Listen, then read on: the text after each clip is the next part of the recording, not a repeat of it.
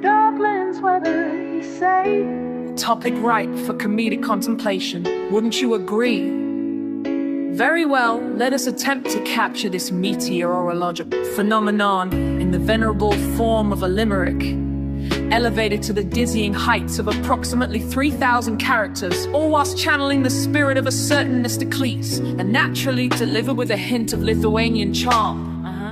Right then, let's consider Dublin. One arrives, perhaps with a modicum of hope, a naive belief in the possibility of, well, not being entirely soaked within the first 5 minutes, foolish optimism, as it invariably turns out.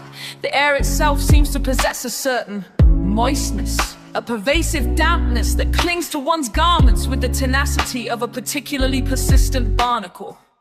One observes the locals, of course, they appear to have developed a sort of resignation, an acceptance of perpetual drizzle as a fundamental law of the universe, akin to gravity or the inexplicable popularity of certain questionable musical genres. They stride purposely through the downpour, their umbrellas seemingly more like shields against a relentless onslaught than mere protection from precipitation.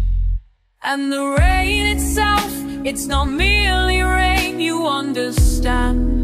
Oh no, it's a fine misty sort of rain that insinuates itself into every nook and cranny. It dampens not just your outer layers, but your very spirit. One begins to feel a kinship with the soggy biscuit slowly succumbing to the pervasive moisture. The phrase 4 seasons in one day takes on a whole new meaning in Dublin. One might experience a brief, tantalizing glimpse of sunshine, only to have it snatched away by a sudden squall that appears to materialize from thin air, possibly conjured by mischievous leprechauns with a penchant for meteorological mayhem.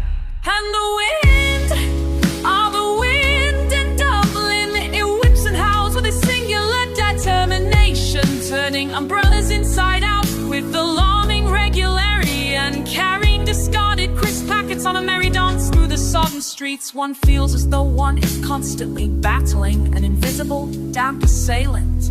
The conversations too often revolve around the prevailing atmospheric conditions. Lovely day, isn't it? Someone might venture, their voice dripping with irony as they stand ankle deep in a puddle. Just a wee bit of moisture in the air.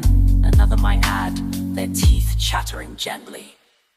And the forecast, oh, the futility of the forecast. It seems to bear as much relation to reality as a politician's promises. One learns to simply accept that rain is a constant, an immutable fact of life in Dublin, like the price of a pint or the lyrical genius of U2. One might argue about the latter on a particularly damp Tuesday.